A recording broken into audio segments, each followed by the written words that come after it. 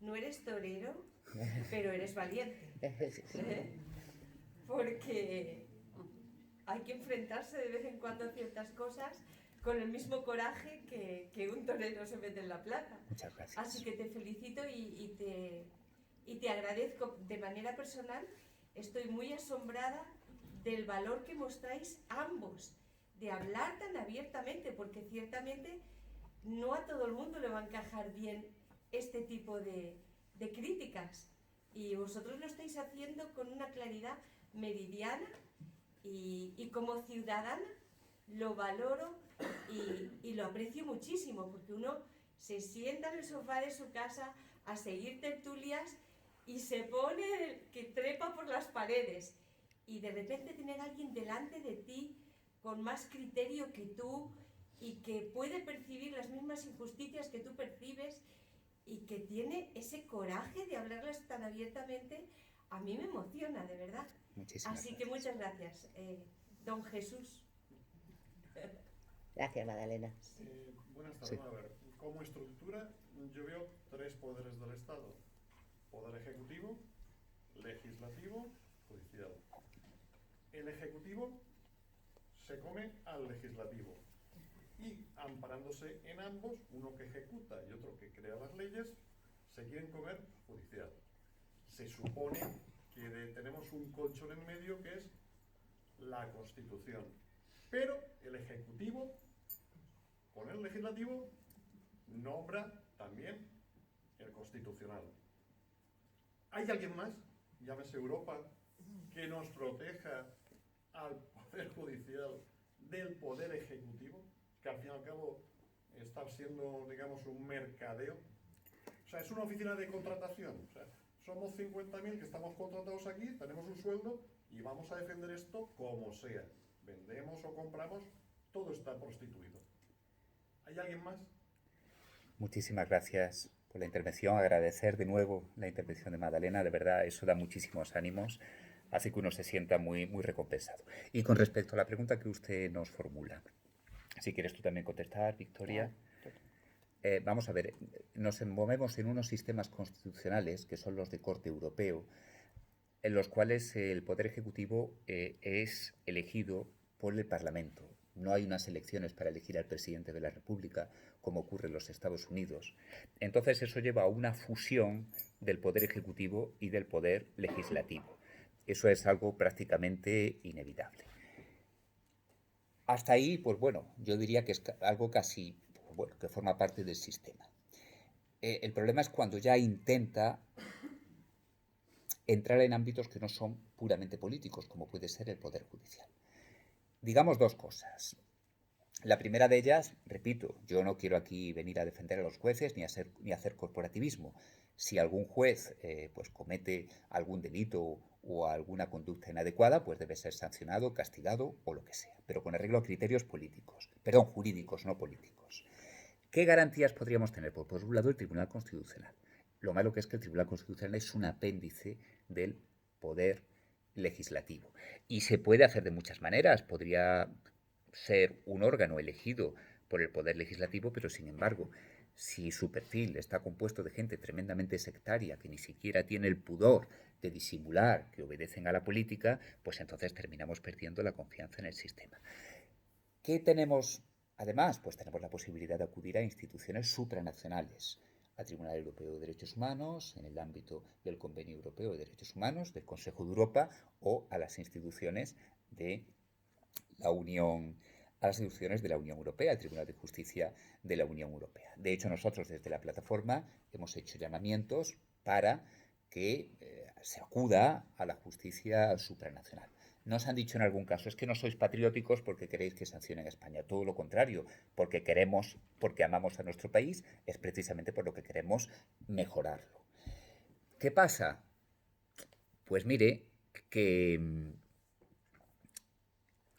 nosotros confiamos en Europa, pero no podemos pensar que los europeos, que las instituciones europeas son como una especie de ángeles venidos del cielo o como extraterrestres que nos van a venir a liberar. Tenemos que empezar poniendo la casa en orden.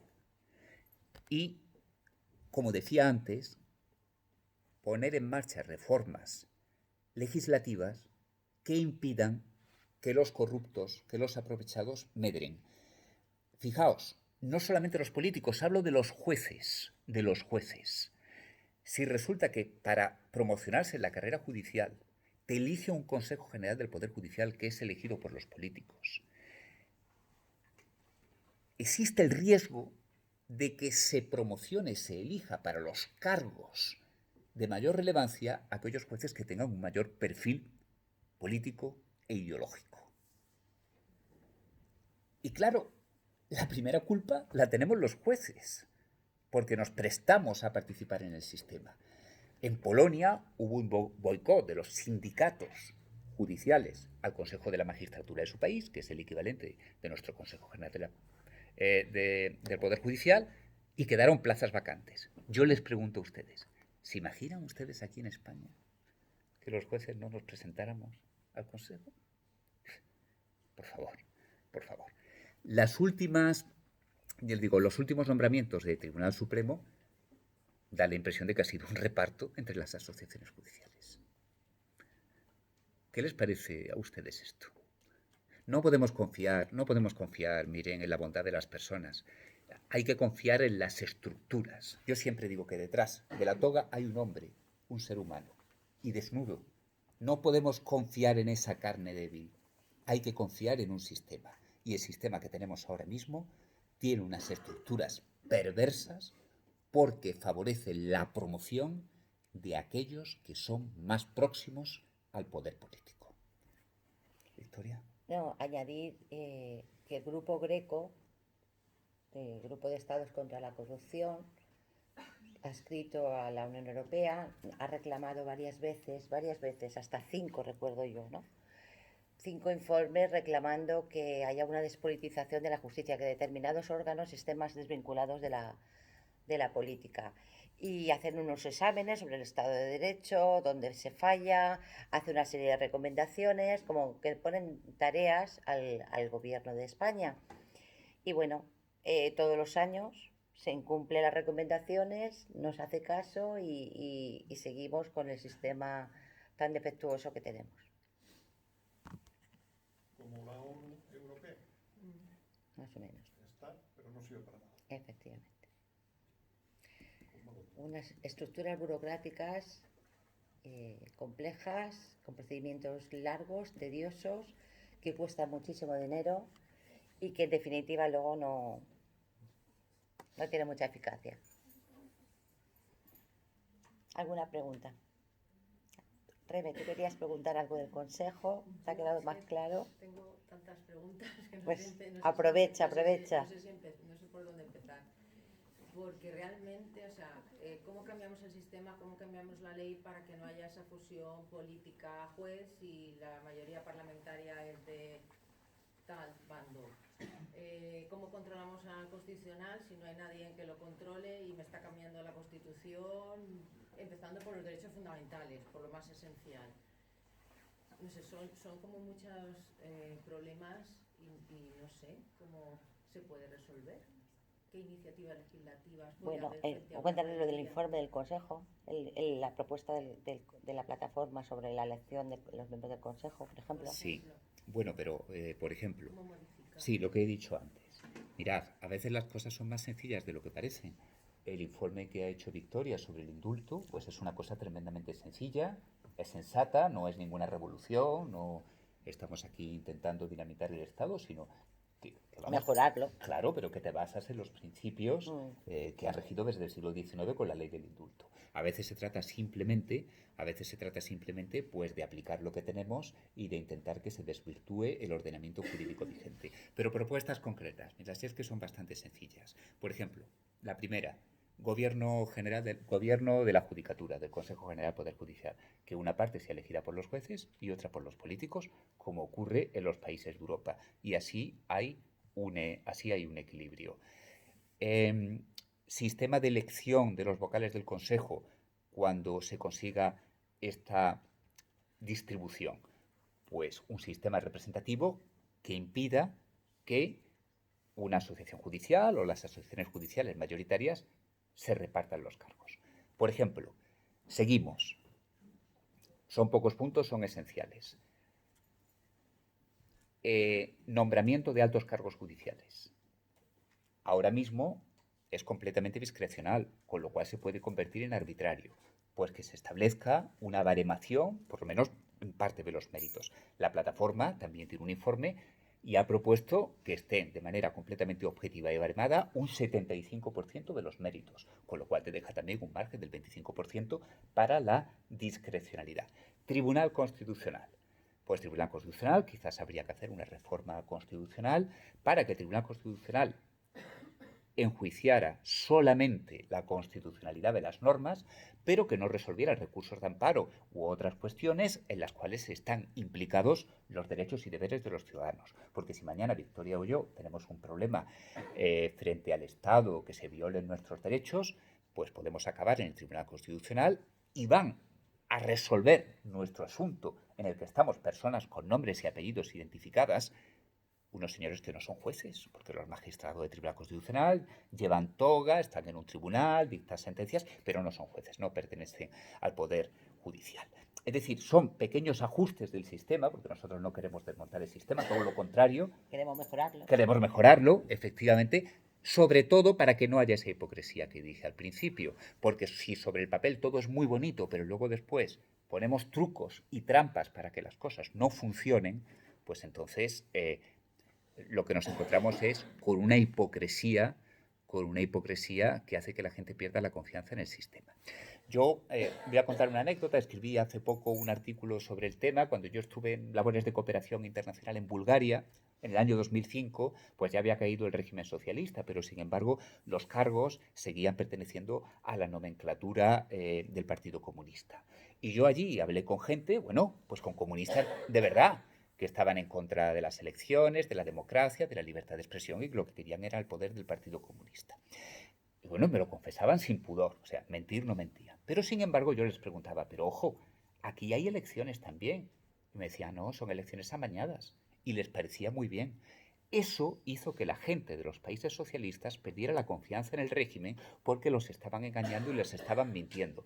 Y estaban transmitiendo a la sociedad la idea de que el embuste, la mentira y la falsedad eran los pilares y los cimientos del entramado, de todo el entramado del ordenamiento jurídico. Por eso digo que los Estados Unidos nos gustará o no nos gustará, pero no mienten, o por lo menos no mienten tanto como en España. Si nosotros queremos una justicia politizada, pues díganlo, pero lo malo es que sobre el papel queremos una justicia independiente y luego, bajo cuerda, se ponen una serie de trampas y de mecanismos torticeros para politizar el sistema. Y era lo que les decía antes, cuando vas por la calle y oyes hablar a la gente, te das cuenta de que están perdiendo la fe en nuestro ordenamiento jurídico. Y eso es lo peor porque pervierte la mentalidad de los ciudadanos.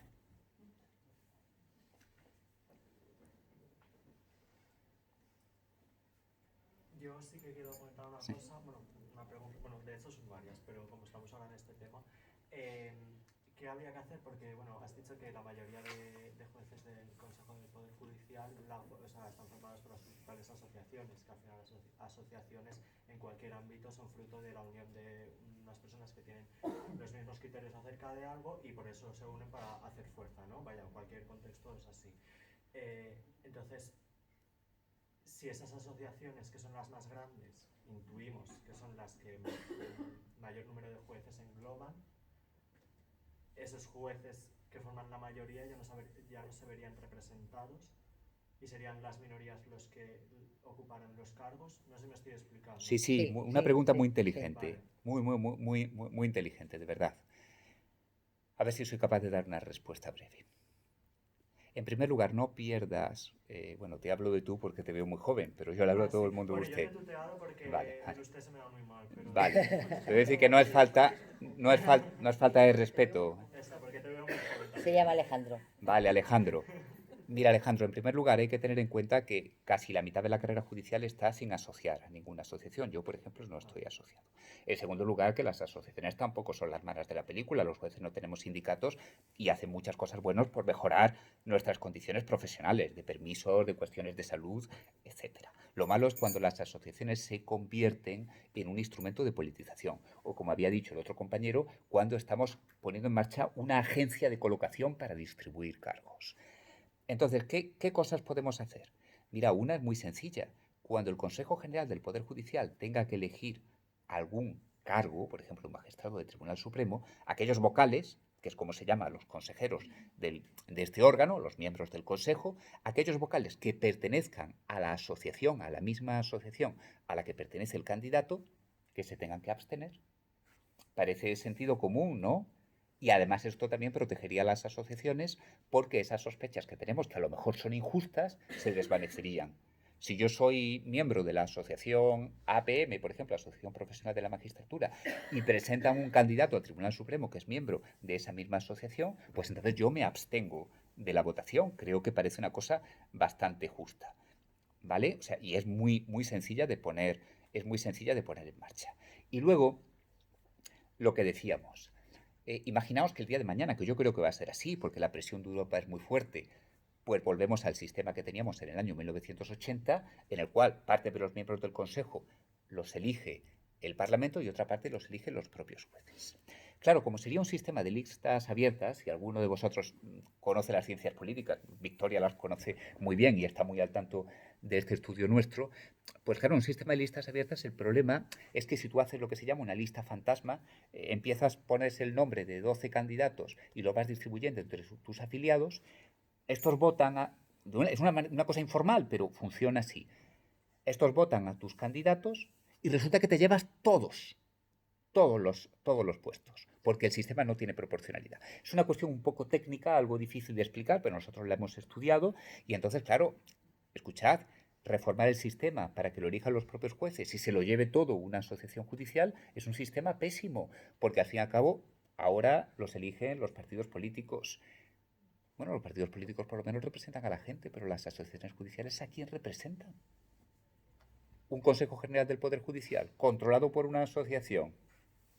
Por favor, eso sería un auténtico desastre. Por eso es lo que tú dices. Hay que poner en marcha una serie de mecanismos para que ese futuro Consejo General del Poder Judicial represente la parte que le toca a los jueces a la pluralidad de la carrera y no se lo quede solamente una asociación. Y esa pluralidad de la carrera implica que el 48%, me parece, si no me equivoco en la cifra, no está asociada.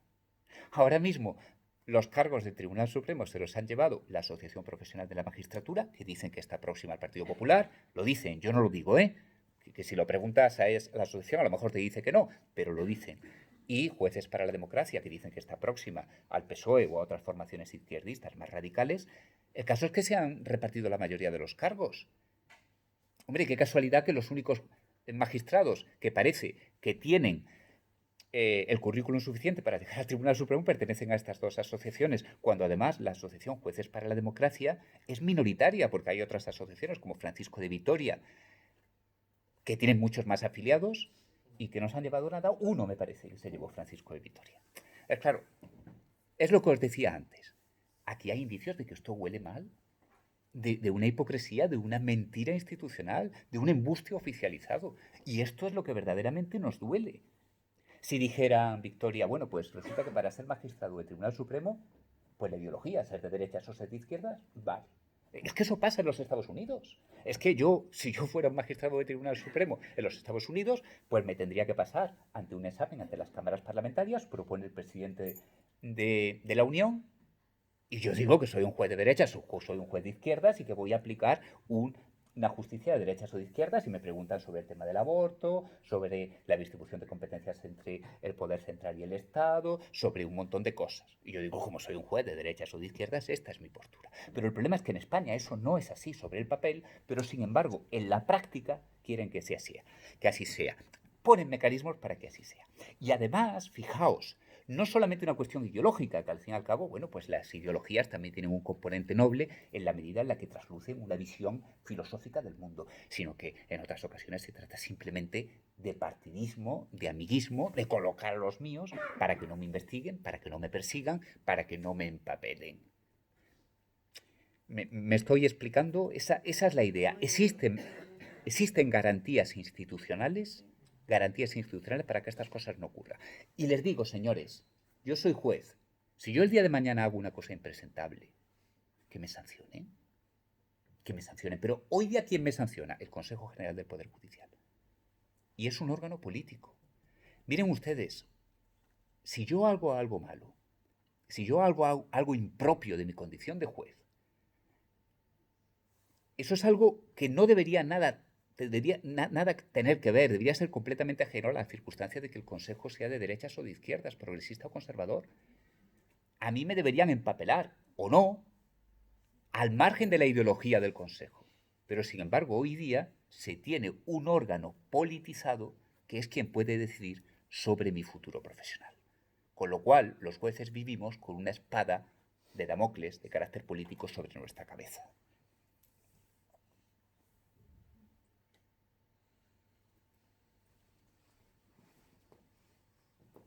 ¿Alguna? La cuestión es que la politización de la justicia implica la aniquilación de la justicia. Porque Claro. una justicia que está politizada No es deja independiente. de ser justa. Claro. Así que es mucho más profundo y más grave las consecuencias que entrañan estas circunstancias. Deberíamos de plantearnos qué se puede hacer. A mí me crea tanta impotencia el ser testigo de todo este tipo de cosas. Pero bueno, ahí estáis vosotros. A ver si movéis ficha. También nos genera impotencia, ¿eh? Sí, de todas formas, ahí estamos los jueces y aquí está el mundo universitario, aquí está la academia, Aquí está el futuro. Claro, y aquí está el futuro. Los medios de comunicación. Y los medios de comunicación, evidentemente. Los medios, ¿no? Es que es el tercer poder, cuarto poder. Claro. Los medios, que no, Claro, que no de eso podíamos hablar porque también estaban intentando poner en marcha unas reformas legislativas que limitaban la libertad de expresión de los jueces. Pero, por ejemplo, Victoria, yo te digo, como experta en ciencias políticas, que creo que es una de las disciplinas más útiles para entender al mundo que nos rodea y para movernos como ciudadanos ilustrados y no ser simplemente súbditos o borregos. Es verdad que durante mucho tiempo, hasta la Revolución Francesa, pues se entendía que los jueces eran simplemente delegados, comisarios del rey, del monarca absoluto, y que en realidad el concepto de independencia no existía, porque en teoría juzgaba solamente el rey. Y entonces, bueno, pues si había una corte suprema o había un juez que iba a cualquier sitio, pues iba como delegado del rey. El concepto de una justicia independiente como la conocemos ahora no existía. Y sin embargo, el propio sistema fue evolucionando hacia dar cada vez mayores garantías de independencia a los jueces, hasta el punto de que precisamente la Revolución Francesa surgió cuando los parlamentos regionales en Francia, que eran órganos jurisdiccionales, se negaron a obedecer las disposiciones del rey y entonces hubo que convocar los estamentos generales y entonces el sistema se derrumbó. Lo que quiero ponerte sobre la mesa es que, aunque pudiéramos idear en teoría una justicia politizada, yo creo que, como decía ahora la compañera, en la medida en que el sistema sea más transparente y más objetivo, el sistema tiende a evolucionar naturalmente hacia la independencia judicial. Porque, claro, el rey no solamente es juez, también es político. Hace la ley. Quien dice el rey, dice el Estado, dice el gobierno. Entonces yo creo que, tú me corregirás, pero que desde el punto de vista de la teoría política, una justicia independiente es la única que conceptualmente puede definirse de verdadera justicia. Hombre, lógico, claro, así es. Y no solamente desde ese punto de vista, sino desde el punto de vista de cuando surgen las constituciones y los estados después después de la Segunda Guerra Mundial, cuando se empiezan a redactar las constituciones de todos los sistemas democráticos, se estableció una serie de contrapesos para limitar la expansión del poder de lo que había pasado, ¿no? Y el Poder Judicial la independencia del Poder Judicial es un elemento esencial en un Estado de Derecho, y un Estado de Derecho es un elemento esencial y un factor determinante de un modelo democrático. Yo, con arreglo al tema de lo que pasaba en Cataluña, lo que pasó en Cataluña con el tema de las leyes de desconexión y todo esto, pues el argumento de ellos era que era un referéndum democrático y era un proceso democrático. Pero tú no puedes, el proceso democrático requiere el respeto al ordenamiento jurídico, requiere el respeto al Estado de Derecho, y el Estado de Derecho procede no han aprobado un legislativo que se supone que representa a los ciudadanos. Y entonces el elemento democrático no está por encima del Estado de Derecho, al revés. El Estado de Derecho, entre ellos la independencia judicial es básico en un Estado de Derecho, es el elemento esencial de un Estado democrático. Yo estoy pensando, Victoria, en que la gente, o por lo menos determinados sectores interesados, confunden Estado de Derecho con democracia y simplemente la mayoría del voto, la mayoría de la población no garantiza que haya un Estado de Derecho, y esto viene de muy antiguo. Estoy pensando en la Atenas clásica. Pues yo os recomiendo que repaséis la historia, pero a Sócrates se le planteó el caso de que tuvieron que juzgar a unos generales que habían perdido una batalla naval, a unos almirantes, y querían sencillamente el pueblo reunido en asamblea, pues ejecutarlo sin más. Y Sócrates se opuso porque eso estaba violando los procedimientos jurisdiccionales que había en aquella época. Y claro, los ejecutaron, pero es que estuvieron a punto de ejecutar también a Sócrates. Luego lo mataron, pero quiero decir que en aquel momento. Entonces, lo que te decía antes, parece que hay unas tendencias estructurales de naturaleza histórica que vienen a decir que si no arbitramos una serie de cautelas y de garantías legales, el sistema se descarrila. Claro, claro. ¿Sabéis? La simple voluntad popular, sin estar disciplinada con un ordenamiento jurídico, lo que genera es el caos. Pasó también con la Revolución Francesa, al principio, con el terror de Robespierre. Sí. Eso es lo que quiero que reflexionemos. Las leyes no son un capricho de los jueces porque evidentemente tenemos que comer y inventamos las leyes para cobrar a final de mes. Son un elemento esencial para que la sociedad se pueda organizar. Y además, sí, habla tú. No, y el otro día yo también les he comentado en alguna ocasión que el tema de las elecciones, hay muchos sistemas autoritarios o totalitarios donde se producen elecciones, que las elecciones no es garantía de un Estado democrático. Incluso aunque no estén trucadas. Claro. ¿Sabes lo que te digo? Porque en algunos casos, pues que sí. puede haber procedimientos, elecciones en sistemas políticos que no son democráticos. Exacto, O sea, que exacto. no confundamos democracia con elecciones, no. Efectivamente. O sea, yo creo que eso es una cosa sobre la que deberíamos reflexionar. Y volviendo al tema de Cataluña, que es un tema que está ahora sobre la mesa. Mirad, ¿qué pasa si los catalanes quieren ser independientes? Vamos a hablar sin tapujos. Quiero decir que, como veis, aquí tanto Victoria como yo, pues no estamos eludiendo nada. Ese es el argumento que ellos esgrimen en los ámbitos internacionales. En Naciones Unidas, pues bueno, han ido a los Estados Unidos, creo que han hablado con la Fundación Kennedy, también han ido a Sudáfrica, han estado hablando con los que hicieron de mediadores en el desmantelamiento del apartheid, y entonces ellos plantean este argumento. Dicen, mire usted, nosotros somos catalanes, no nos sentimos españoles, no sé por qué nos tienen que obligar a ser españoles. Como, al fin y al cabo, vivimos en un Estado democrático, en sociedades avanzadas, pues que el Estado español haga un referéndum para ver si queremos seguir dentro o no de España. Y sin embargo el Estado español se resiste porque teme perder el referéndum, lo cual viene a decir que aquí todavía siguen perviviendo los usos franquistas o incluso cosas más antiguas. Pues ya se sabe, España se ha dicho siempre que era un Estado retrógrado, que era una vergüenza que estuviera en Europa, que más bien éramos como turcos, que la Inquisición pues todavía aquí tenía su influencia, o sea, como si España fuera un Estado que no fuese digno de estar entre las naciones civilizadas. Es un discurso que ha habido hasta hace muy poco. Entonces yo os pregunto, porque vamos a ser abogados del diablo y a poner el dedo en la llaga. Si mañana los catalanes dicen, oye, mire, que queremos hacer un referéndum, porque se está hablando ahora de eso, precisamente, como una de las exigencias que le pueden plantear al gobierno en el futuro. Bueno, ¿y por qué no? ¿Por qué no pueden hacer un referéndum los catalanes para decir si quieren ser españoles o no? Lo digo ahí, es una provocación, pero me gustaría que tuviéramos la suficiente valentía de coger el toro por los cuernos. Sí. Me gustaría decir una reflexión que tuvimos una serie de compañeros después de la DUI, de la Declaración Unilateral de Independencia de Cataluña. En principio, tomando una cerveza, nos sentíamos todos alarmados, pero ¿cómo es posible esto? Unos españoles, unos catalanes, tal, aquí tenemos que decidir todo. Bien, eso fue hace 5 o 6 años, ha ido pasando el tiempo y seguimos tomando cervezas. Uno es abogado, el otro es ingeniero, el otro es administrativo, el otro tal.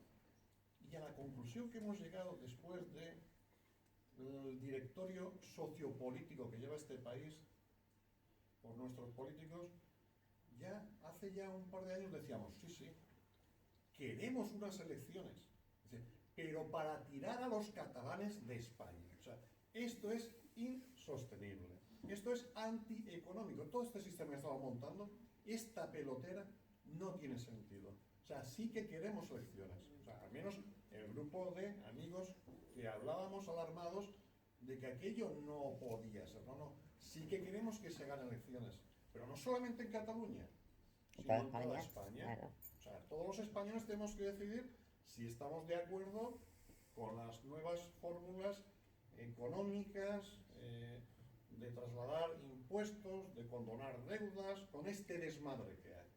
O sea, yo creo que debemos ya decidir los españoles en claro, no con unas elecciones, vota PSOE, vota la extrema derecha, la extrema izquierda, no sé qué. No nos engañen. Vamos a hablar claro a los españoles y que decidan ya los españoles. Esa sería la mejor fórmula para resolver este tema, pienso yo. Más opiniones. Me gustaría que perdiéramos el pudor y que habláramos de este asunto porque Victoria ha organizado un espacio de libertad que va a ser muy difícil reproducir en otros ámbitos. Alejandro, querías preguntar. Sí, no, en relación al tema catalán, o sea, que sí que es verdad que el problema que hay actualmente y que lleva habiendo desde los últimos años es porque desde el Estado español no se hicieron bien las cosas, porque si se hubiera permitido y no se hubiera, digamos, puesto un celo en la boca al hablar de referéndum, posiblemente es que hoy se habrían callado ya todos, porque siendo honestos hubieran perdido el referéndum. Claro, si es que además, es que eso es, a mi juicio... Claro, yo no soy independentista, pero sí que soy democrático, entonces claro. Considero que si hay gran parte de la población catalana que no se siente identificada con los valores españoles también, porque el Estado español mucho ha tenido que ver con atacar las identidades regionales. Aquí, por ejemplo, en el País Valencià se está perdiendo, hay una crisis identitaria muy fuerte que en Cataluña no se ha conseguido evitar, igual que en el País Vasco. Entonces, en lucha contra eso, es evidente que se quieran alejar de España. Entonces, si hay una mayoría, pues lo siento mucho, pero hay una mayoría, con todo el dolor del mundo, pero ni siquiera hemos permitido que el pueblo catalán hable. Entonces, gracias a eso, hay tantos chantajes, y el referéndum ilegal, y es que, quiero decir, si se hubieran hecho bien las cosas desde un primer momento, porque no es nada nuevo, y... No sé, al final el bipartidismo ha contado en varias ocasiones para gobernar con estos partidos. O sea que... Sí, todo. Disculpa, Alejandro, sí. Respecto a eso, yo también, mi opinión personal es que en su día, además creo que lo he escrito y lo he dicho públicamente, que hubiera habido un referéndum y ya está. Pero si no haces el referéndum ni haces las cosas conforme a los procedimientos establecidos y nos saltamos la ley, pues entonces hay que acatar la ley, ¿no? Y respecto de las cifras, en aquel referéndum, ¿vale? En aquel referéndum donde no cumplía las normas ni a nivel jurídico ni a nivel de procedimiento electoral mínimo. Bueno, un desastre, ¿no? Políticamente y cómo se regulan las consultas y los referéndums fue un desastre. Pero aún así, las cifras es que, aunque la gente votó 2 veces, podía votar menores de edad, podían votar quien quisiera, donde quisiera, votó un 27% del censo electoral. De ese 27%, solamente se declaró, votó a favor de la independencia un 34-35%. ¿Tú crees que un 34% respecto de un 27% de la población catalana aporta legitimidad al proceso? Una pregunta. El derecho a decidir es de la autonomía, del pueblo, de la mitad del pueblo, del río para arriba, del río para abajo. O sea, ¿por qué no? O sea, todos tenemos derecho a decidir. O sea, yo ahora mismo, somos países catalanes. claro, ¿por qué no? Mallorca se independiza de Ibiza. ¿Por qué? Pues porque tenemos una zona mejor. Y tenemos más dinero, cobramos más impuestos y tal. O sea, es que esto no veis que es un desmadre de los políticos. No, pero a ver, El derecho a decidir es una exposición a que la solidaridad de unos con otros se va a tomar por el culo. ¿Por qué Cataluña es Cataluña? O sea, si los barceloneses no quieren la independencia, por ejemplo, que es una sociedad, digamos, a lo mejor más laboralista, más integrista que los de Gerona o los de Lleida. O sea, ese es el modelo. O sea, ¿por qué es unos sí, otros no? ¿Es en bloque, no es en bloque? No lo entiendo. Nos han llevado a un desmadre a todos, que todos estamos confundidos. Sí, mirad, si me permitís, pero vamos, que es simplemente un apunte para echar leña al fuego, que esto está interesantísimo. Y que os digo, terminamos cuando queráis, ¿eh? Ya llevamos casi una hora y Están a media, punto de echarnos. pero que por mí como si estamos hasta la noche o terminamos ya cuando nos cansemos. Bien, yo os voy a contar una cosa. Yo soy cordobés y cuando se proclamó la Primera República en España, se creó el Estado cantonal. Y eso significó que empezaron a independizarse muchos territorios de España. El Cantón de Cartagena es el más famoso, que tuvo que haber una operación militar para reconquistarlo, pero es que Córdoba se declaró independiente, señores. Sí, sí. Hombre, fijaos que bueno, pues ahora podía ser yo, Victoria, presidente del Tribunal Supremo cordobés. Fijaos. Pero bueno, esto es una pequeña broma. Yo entiendo lo que tú dices, Alejandro Heras, ¿no? Sí. Mira, tú dices que, claro, si hay una mayoría sociológica en Cataluña que quiere ser independiente, pues organicemos una consulta que se haga con garantías, ¿no? Como la chapuza esa. Y bueno, pues entonces si gana, pues hasta luego, Lucas, más la suerte, ¿qué le vamos a hacer? Eso es lo que pasa, por ejemplo, en Canadá. Y esos fueron los modelos que se establecieron para la independencia de la República Checa con respecto a Checoslovaquia, y también los estados escandinavos se desmembraron de esa forma porque al principio estaban unificados. Suecia se separó me parece que de Noruega, que Noruega se separó de Suecia, si no me falla la memoria, y esto, y Dinamarca también tuvo su historia y no conozco los detalles. Bueno, pues ya está. Dejemos los españoles de ser tan franquistas, que se murió el tío Paco, como decían, pero parece que no lo terminamos de asimilar. ¿Qué problemas tiene esto? Yo pongo sobre la mesa unos problemas. El primero de ellos, ¿qué pasaría con la población unionista, como dice la constitucionalista, los que no se sienten independentistas, en esa futura República Catalana? Victoria, precisamente, hace años, trabajando con un catedrático rumano que era especialista en el espacio postsoviético, hizo un estudio de la plataforma de cómo quedaría la justicia en esa Cataluña independiente. Y la verdad es que el panorama sería aterrador porque sería una justicia que no tendría garantías de independencia.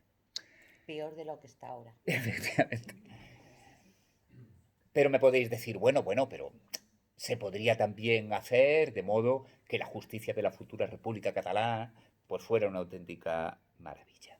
Y se podría hacer un proceso totalmente democrático. Claro, ¿qué ocurre con esto? Pues que hoy por hoy es ilegal. Significaría violar la Constitución española y todo el ordenamiento jurídico. Eso es así. Hoy día los catalanes son españoles, les gusten o no. ¿Cómo hacemos cambiar este estado de cosas? Pues miren, habrá que respetar la ley, porque si no, lo que decíamos antes, no basta que una parte del pueblo lo quiera. Y decimos, bueno, pues entonces cambiemos la ley para que los catalanes se puedan pronunciar. Bien. Y aquí está la clave de la cuestión. A ver si yo soy capaz de explicarlo. Y si no, me interrumpís, me preguntáis.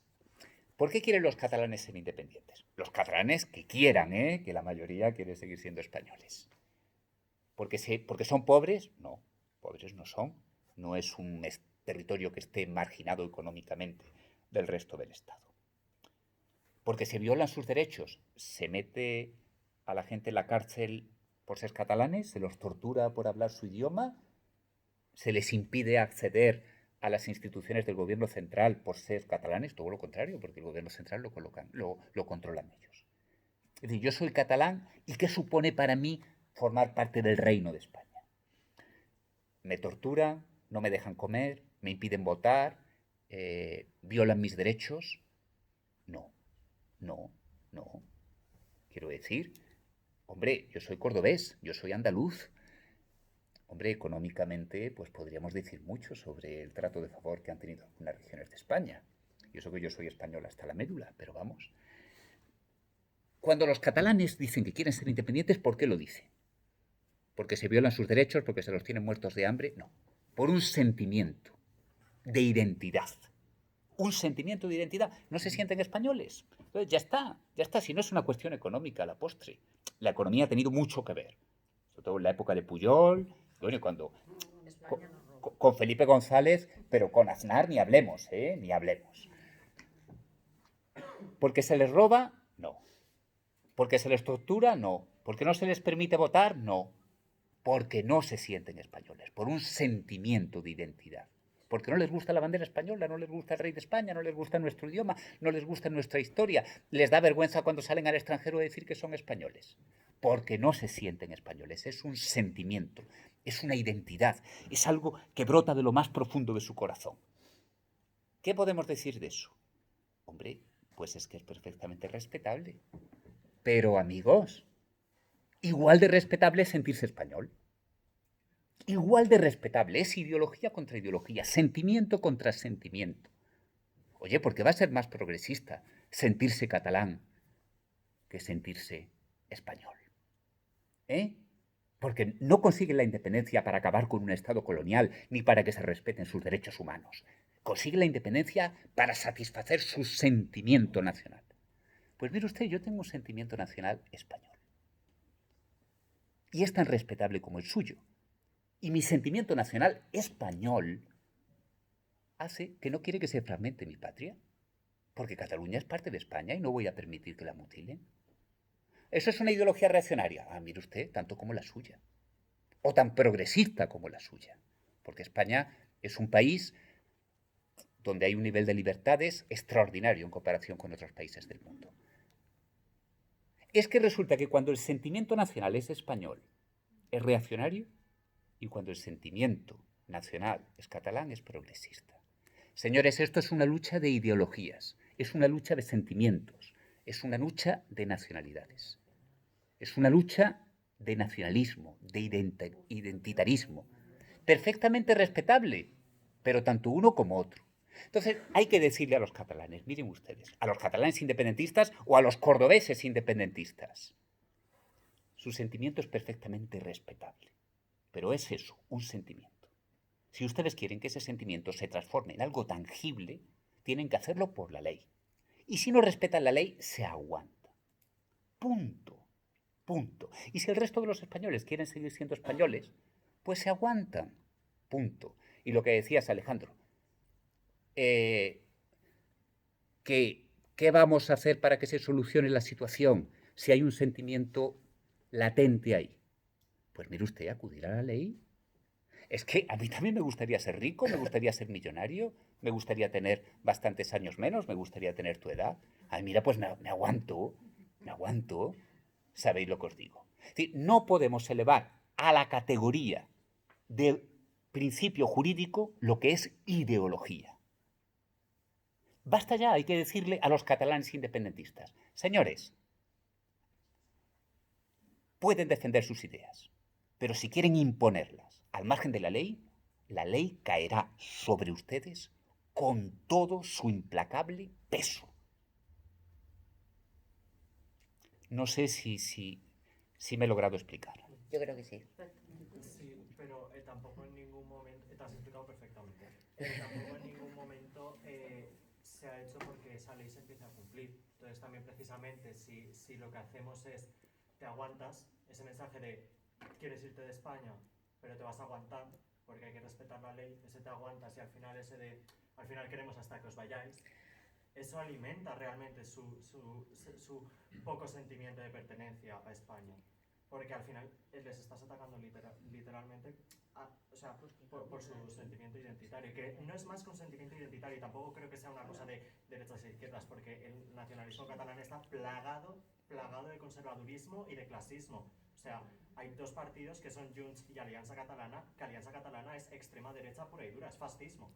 Y es independentista, no tiene absolutamente nada que ver que ser independentista con ser de izquierdas. Son movimientos totalmente distintos. Pero si precisamente hay una ley que llevan pidiendo muchísimo tiempo para que se aplique un referéndum, pero nunca se ha dado la veda de aplicar la ley. Mínimo para poder modificar. Es que hay que modificar la Constitución y la ley del referéndum. Pero vamos, igual que Junts está ahora chantajeando al gobierno, pidiéndole competencias de no sé qué, pidiéndole competencias de no sé cuántos, que le chantajee del todo, le diga que pida un referéndum como Dios manda, como se tiene que hacer, y que pidan el referéndum, y ya está, que votemos todos, no solamente los catalanes, todos, porque la soberanía, artículo 2, pertenece a todo el pueblo español. De todas formas, Victoria, una cuestión, un momento, luego seguimos, Alejandro, perdona, pero es que hay una cuestión sobre la mesa. Mira, Victoria, lo que vienen a decir es que como resulta que el procedimiento de modificación constitucional es tan difícil en la práctica, equivale a una cláusula pétrea, a una cláusula de intangibilidad de las que hay en derecho alemán.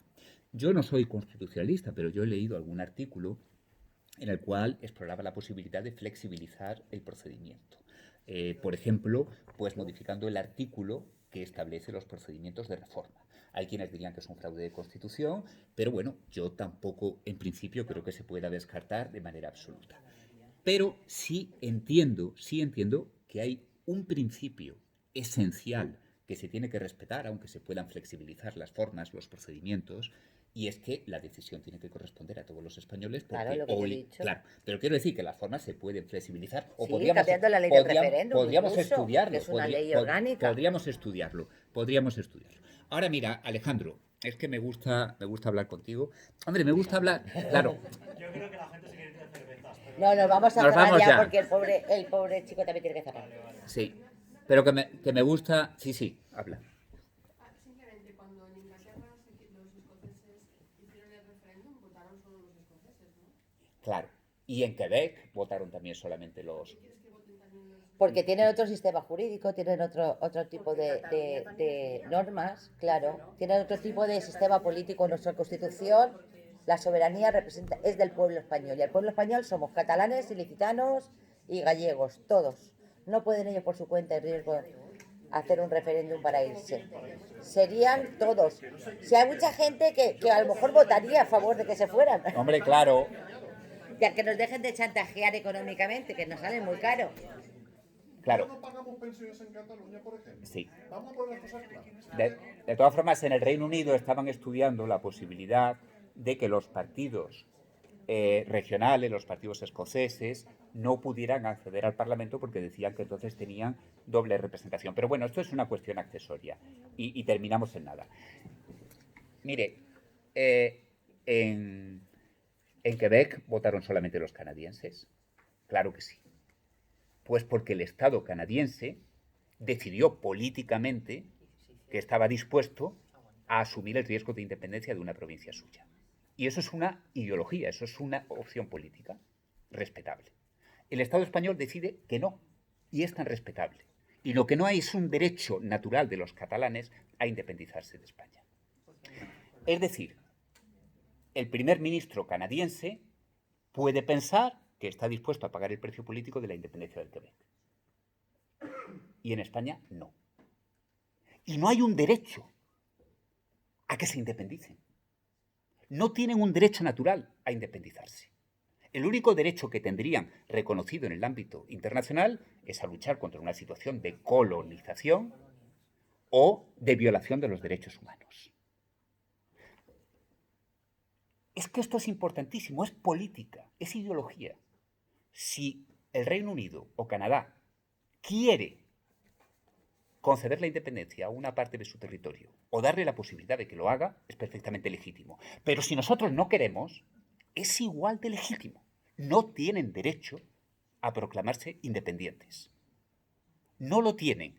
Y lo que decía Alejandro, y yo ya termino, sin perjuicio de que Victoria pueda cerrar, ella, o hacer alguna intervención más, porque yo ya no quiero aburriros. Yo tengo, fijaos, ya 55 años. Y yo desde que tengo uso de razón política, vengo oyendo el mismo argumento de Alejandro. Vamos a intentar que se sientan a gusto dentro de España. Yo os puedo decir que a lo largo de estos años, pues se les ha dado de todo. Un nivel de autogobierno altísimo. Derecho foral. Claro. Y luego después, una cosa muy importante, que es la economía. El Estado español gestiona muy poca parte del presupuesto. La mayoría del presupuesto está descentralizado en las comunidades autónomas. Yo no lo sé, pero creo que desde el gobierno central se gestiona solamente un 20% de la recaudación total. No sé la cantidad. No lo sé, pero desde luego se gestiona más desde las comunidades Claro. autónomas. Solamente educación y sanidad ya. Claro. Es decir, hemos ido en un proceso intentando darles cosas para que se sientan a gusto, para que se sientan a gusto, para que se sientan a gusto. Y no se sienten a gusto. Bien. Pues hijo, si no te sientes a gusto, es problema tuyo. No es mío, que yo sí me siento a gusto. Esta es otra idea. Es que tenemos que hacer que se sientan a gusto. Pues no. Eso es una decisión política. El gobierno que tenemos ahora, posiblemente, y a lo mejor es muy loable, quiere que se sientan a gusto, los independentistas o los que fueren, pero mañana puede llegar otro gobierno que no quiere que se sientan a gusto. Y no pasa nada. Nada. Es política. Es política, señores. El tema es que para que ellos se sientan a gusto, pasa por hacer una serie de concesiones que ninguna otra zona del país recibe. Hacer que ellos se sientan a gusto implica que el resto de la familia se sienta desagusto. Pero mira, te digo más. De acuerdo contigo. Porque, discúlpame Jesús, perdón don Jesús, porque, a ver, todas esas concesiones que se están haciendo a Cataluña para que estén cómodos, para que estén contentos, están implicando una serie de recortes en cantidad de servicios para el resto de la ciudadanía, porque tienen que pagar todo lo que les están dando. De algún sitio sale y estamos sintiéndonos afectados directamente. No sé si me hago entender. Sí, perfectamente. A ver. Entonces ¿qué? Sí, ¿Dónde está la justicia? pero un momento, ¿Dónde está la por justicia? favor. Si yo ese razonamiento lo entiendo, pero lo que digo, si Victoria organiza aquí un espacio de libertad es para decir cosas verdaderamente rompedoras. Eso, por desgracia, nos lleva al camino del enfrentamiento entre las diferentes regiones españolas y puede ser una bomba de relojería. Porque si el día de mañana los andaluces empiezan a decir que se han sentido discriminados, y los gallegos y los canarios, bueno, ya no sé dónde podemos acabar. Lo que yo quiero decir, y de verdad, como decía Victoria, bueno, algunos tenéis mi edad, ¿no? Pero otros sois más jóvenes y tenéis todavía la mente muy flexible. Tenéis que pensar y que ser críticos, y ojalá esta charla os deje algún pozo, porque el futuro de nuestro país es vuestro. Lo que yo quiero decir es que, bueno, efectivamente podemos decir que hay un juego de suma cero y que lo que gana Cataluña lo pierde el resto de España. Se puede decir. Pero es que yo no digo eso. Yo lo que digo es que basta de intentar contentar. Pues mire usted, hay políticas que contentan y políticas que crean descontento. Y el que estén descontentos no es razón para que pidan la independencia. Es que mañana puede llegar un partido político en que diga, yo ya no quiero contentar a los catalanes. Es que como no queréis contentarnos, pedimos la independencia. No, esa es política. Unos querrán contentar y otros no querrán contentar. Eso es de ideología, es perfectamente legítimo. Es que el gobierno central no nos contenta. Pues muy bien, os aguantáis. Es que en Canadá hicieron un referéndum. Pues muy bien, porque en Canadá están dispuestos a asumir la fragmentación del territorio nacional, pero en España no. Es que sois reaccionarios, pues lo que decía antes. Ni más ni menos que tú.